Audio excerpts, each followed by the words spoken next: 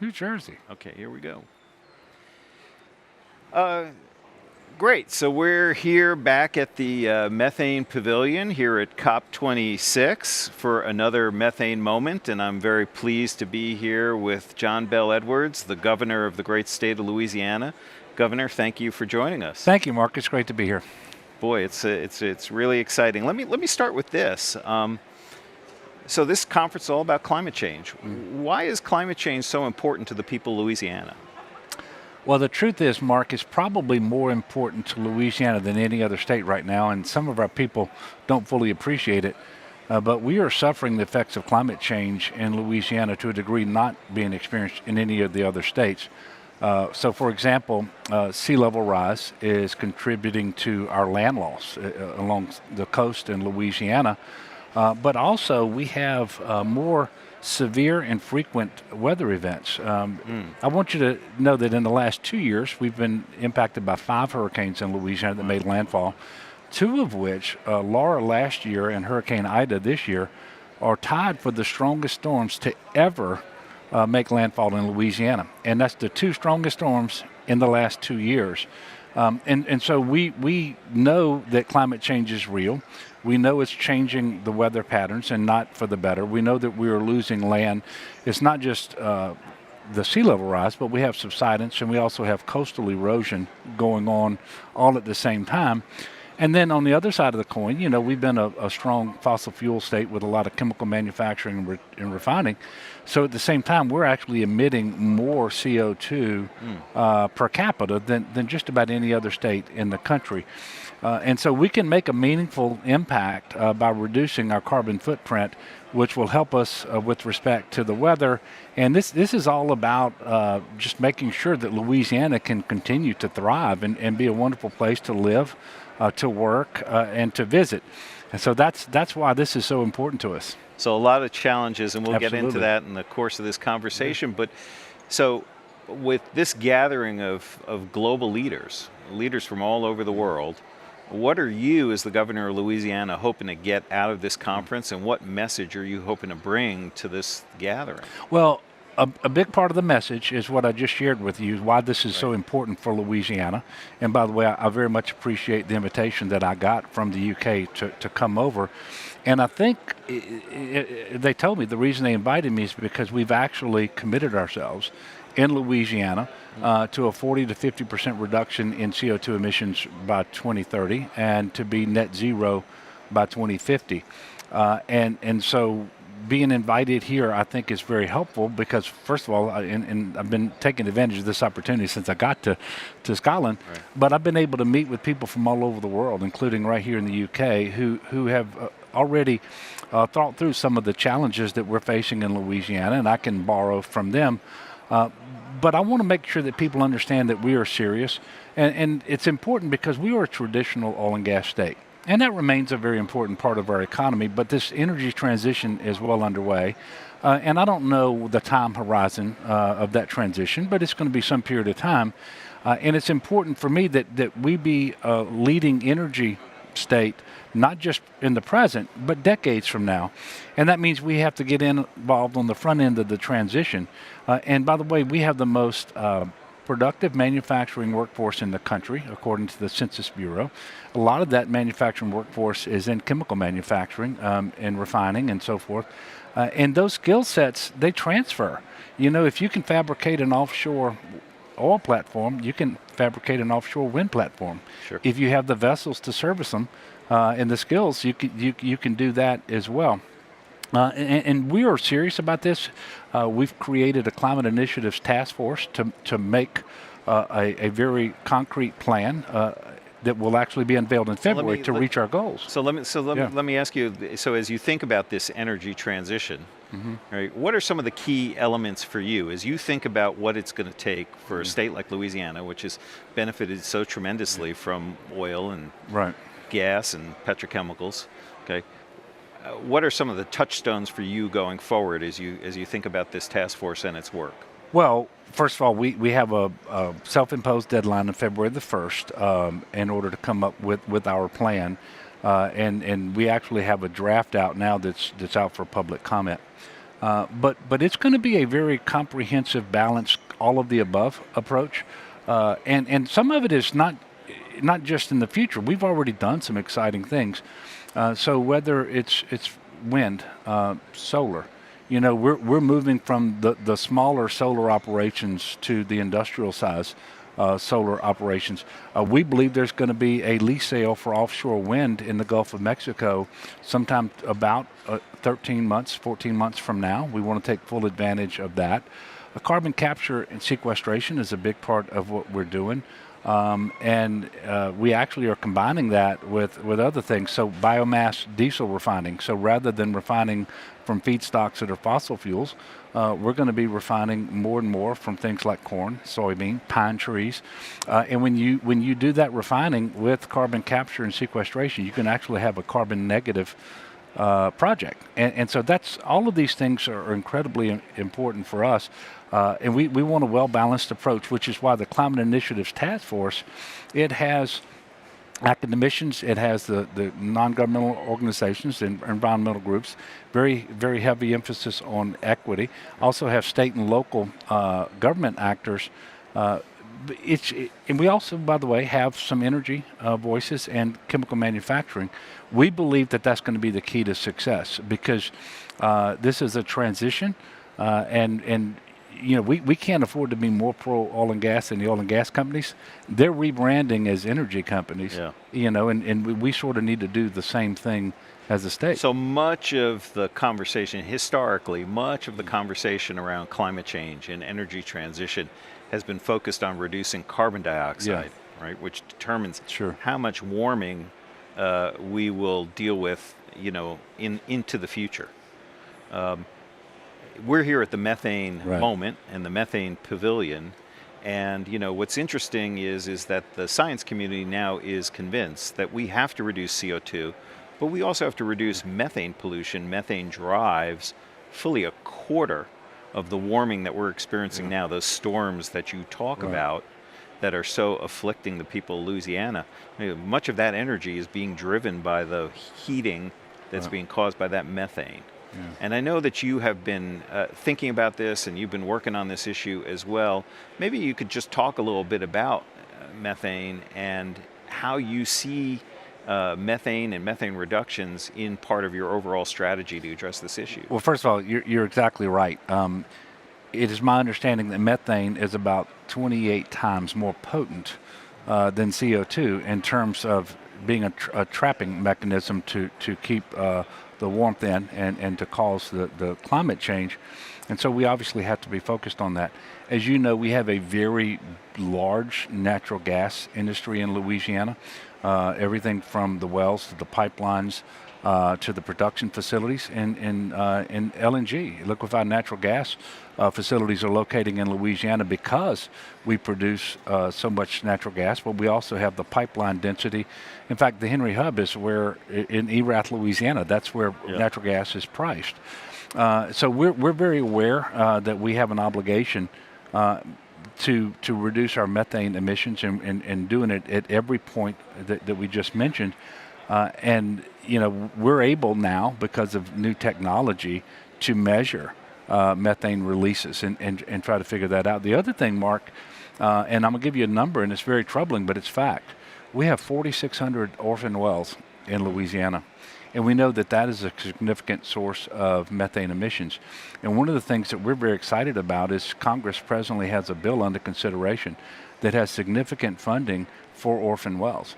And these are wells where the current operators, if there is a current operator or the last known operator, probably not able to respond the way that they should and properly close off those wells and prevent these methane emissions. So we look forward to the opportunity to go in, and by the way, it's going to create a lot of jobs too, to go in and address these orphan wells.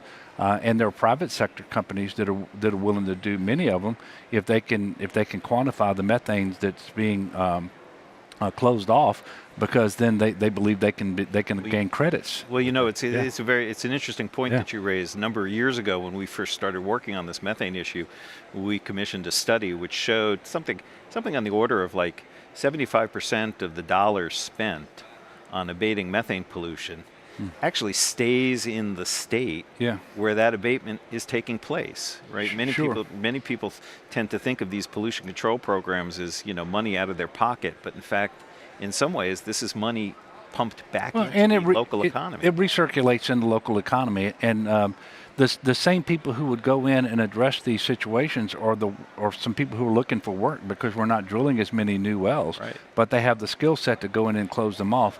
And it's sort of like the carbon capture and sequestration. You have to drill to make sure that the geologic formation is appropriate for sequestration. Well, the exact same people who would have been drilling more oil and gas wells are actually drilling those wells, and so those jobs are created as a result. And I guess that's one of the big things here is not only is it essential that we address climate change and that we adopt this all the above approach, but there's going to be economic investment and job creation, really career opportunities that emanate from this. And so this is all about the economy too, not just the economy of today. But we don't want to get 20 years, 30 years down the road, and we didn't take advantage of an off-ramp that we had in order to make sure that we're diversifying our approach to energy.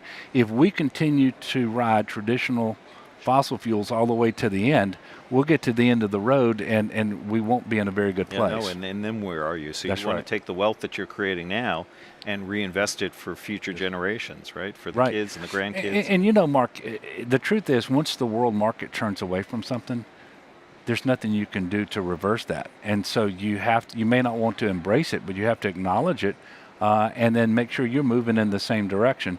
And the oil and gas companies get it. The service companies in Louisiana, they get it. And more, the citizenry of Louisiana gets it too. And I just think we're going to be much better served. Governor, I'm reminded of, this past fall, we saw where there was actually a French company which canceled an LNG contract coming out of the Permian Basin because of all the pollution associated with the venting and flaring. Right. So increasingly, getting after these emissions and doing something about the venting and flaring is as much about preserving the opportunity as it is doing something about the environment. No, I think that's right. And of course, there are international geopolitical ramifications with respect to gas too, and we're seeing that play out in Europe, and whether it's going to continue to rely to a large degree upon Russia and so forth. And look, we are a proud oil and gas state, as you know, have been for a very long time. And while I think this is part of the transition too. We don't want to just transition away from fossil fuels, but during the transition, we can transition away from the fossil fuels that burn dirtier, like coal. Replace that with natural gas, at least as an intermediate step. And if you can produce that natural gas in a way that doesn't involve unnecessary methane emissions and flaring and so forth, I will tell you, Mark, so for example, we believe and can prove that the most carbon advantaged barrel of oil produced anywhere in the world is produced in the Gulf of Mexico, because the safety rules and the environmental rules don't allow for flaring, and because the pipeline infrastructure is so mature. There just aren't those fugitive emissions that you would see elsewhere. And so we're not going to flip a switch and stop burning oil tomorrow. So during the transition, I'm trying to promote Louisiana as an obvious place out in the Gulf of Mexico to continue to produce oil. And to do it as cleanly as possible. Absolutely. One of the reasons why Environmental Defense Fund is investing in building a satellite is so that we can gather the kind of information that enables all of us to better understand the magnitude of those emissions, but also be able to track progress over time. And I think that that's one of the other dynamics of this issue is increasingly information is being made available to you as a leader, to industry, to civil society, and it's information that can be used to help address emissions. It's also information that can be used to measure progress, and I think that kind of transparency is part of this dynamic. Yeah, and as you know, right now, we pretty much make assumptions. They're educated guesses, but it would be nice to be able to validate or to refute. By the way, the Environmental Defense Fund has been so active in Louisiana for so long, especially as it relates to our coastal restoration protection program. You all have been tremendous partners Thank to you the for that. state of Louisiana. And I know some of the questions you asked me, you know the answer to because you've been in Louisiana for so long. But I wanted to thank you for Well, no, your thank you for assistance. that. And I did want to talk about the coast and coastal restoration. It's very hard to think of Louisiana, Yeah. right, and all of the cultural richness that you've contributed to the United States and the world without thinking about those wetlands and those bayous. Can you talk just for a few minutes about the importance of that work on coastal restoration and what that means? Yeah, well, the Mississippi River drains almost 2/3 of our country, and it comes right out through Louisiana. And that ecosystem is the largest in North America. And we've seen an awful lot of damage to it. We talked a little bit earlier, but we also have a master plan around adaptation and resilience that is the most advanced anywhere in the country. We envision investing $50 billion over 50 years, so it averages $1 billion a year. By the way, that supports 10,000 jobs. We're actually doing that. Yeah, sure. And I'm excited to tell you and everyone who's watching or listening to this that when we complete the projects that are currently in design or under construction, and we will be building more land in Louisiana than we're losing for the first time in decades. And so this is incredibly important. 2/3 of our population lives very close to the coast. That's where we have the best opportunities for economic development and so forth. And we have to protect our population centers from storms, and that means you have to recreate that buffer. And I'm very excited also to tell you that in the last couple of years we've been battered by two of the strongest hurricanes ever to make landfall. But the restoration projects that we've been building in the Gulf have held up remarkably well. So we're excited about that. We actually created by executive order last year a state resilience officer. In fact, he's watching us do this interview right now. And every cabinet agency in state government also was tasked to have a resilience officer in that agency to look at what the vulnerabilities are. Come up with adaptation strategies and make sure that this is ingrained and it's a recurring effort. And I should add that controlling oil and gas pollution is part of how you preserve those wetlands now that you've recreated them, right? No, absolutely, and not just because of the direct threat from the pollution, but also just the general. It's a driver of further climate change. All of that is incredibly important. But I invite anyone who's interested in this space, whether it's the hydrogen, wind, solar, carbon capture, sequestration, whether it's things like the coastal restoration efforts that we're making. Come to Louisiana, visit. Come to Louisiana and invest. We are on the leading edge of this, and it won't have a bigger impact anywhere in the country faster than it will right there in Louisiana. Well, Governor, I know that you've got a very busy schedule here at the COP, and that there's a lot of people to see and a lot of people to talk to, and of course you've got a lot of experience to share with them. I really appreciate you taking just a few minutes of your time to share your journey with us. So thank you very much for dropping by the Methane Pavilion. Thank you so much, Mark. Appreciate you. Yeah. Yes, sir.